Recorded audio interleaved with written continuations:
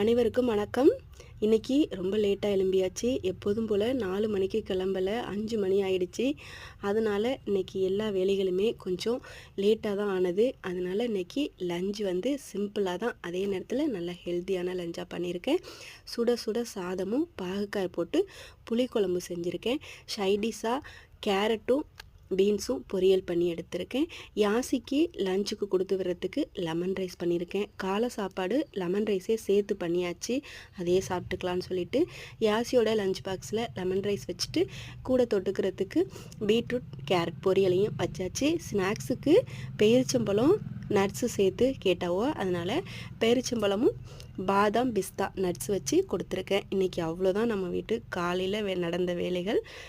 என்னோடய பதிவை பொறுமையாக கேட்டதுக்கு நன்றி. என்னோடய வீடியோ பிடிச்சிருந்துச்சுன்னா ஒரு லைக் பண்ணிவிட்டு சேனலை சப்ஸ்கிரைப் பண்ணி வச்சுக்கோங்க.